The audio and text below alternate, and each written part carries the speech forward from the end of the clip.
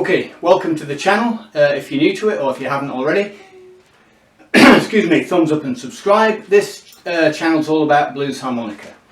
And if you're new to it, stick with it. Hopefully there'll be things that you might grasp, or you might, sometimes you get these ideas well before people who've been playing for an awful long time. So it's useful. You can get me on Harpo, the Healer Wix for Skype, or other, if you're in my part of the world. Now things are hopefully moving back to some form of normality.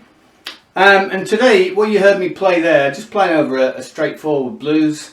But it's important that you trained, or you're shown to actually play differently every time. I employ strategies to do that. And you know, even guys that I've played as a professional, as a saxophone player, you come across musicians in modern jazz and in blues who you think they're doing that, but they're actually not. Alright? And so it's not rocket science. It's basically, in my view, and this is just a personal opinion, of course, everybody's good, it's a form of insecurity. You should not be worried about making mistakes. There's an old saying that my old piano player, long since departed, but he said to me once, if you're not making mistakes, then you're not trying hard enough. Okay? Because this game's all about improvisation. Improvisation's about telling a story. And these stories have to be told differently every time.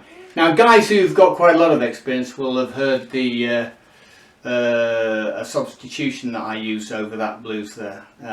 Okay, disguised it, but there's a substitution in it there that I use, a little technique that you won't hear any other blues harmonica player play. You probably won't hear a lot of the so-called jazzier ones on the diatonic do it. Okay, subtle, it was in there.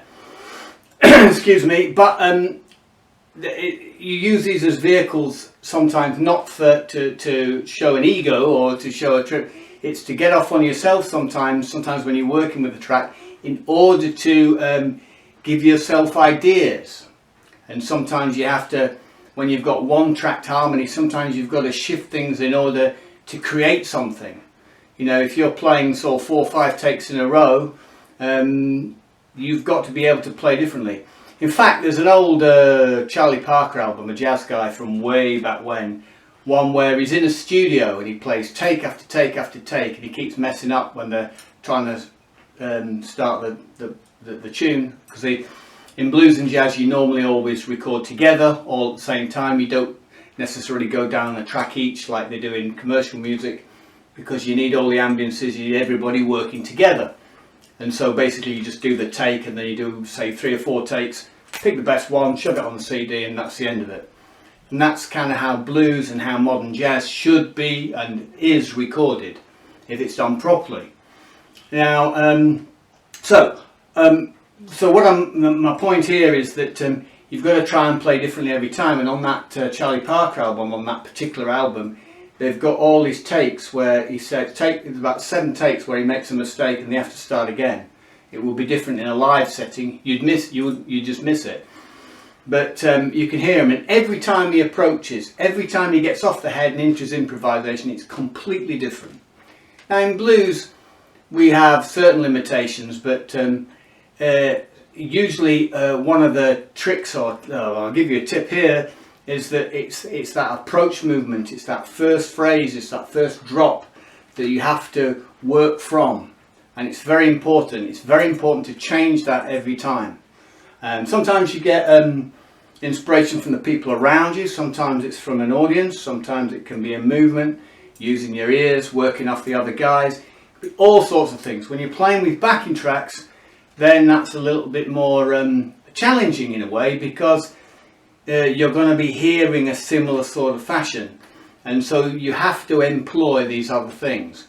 And so even within a sort of basic structure of what I was playing there, I was trying to approach this thing in the moment, on the line, warts and all, here it comes. And that's what's kind of crucial in this game. And there's far too many people don't do it. And of course, most people who hear people for the first time don't hear it or don't realise what's going on. And so that's kind of one of the key things that I coach on. And I get people to do it right from the outset when they can hardly play a note, all the way up. So they always employ this idea so that they're playing the truth and they're playing properly. And that's kind of one of my sort of angles for getting people to come to me so that I can coach. Alright, so that's enough of my rant for today. Thumbs up and subscribe. Get me on Harpo the Healer Wix. And okay, everybody stay safe out there. Let's take up the harp and have some fun with it. I'll catch you on the rebound.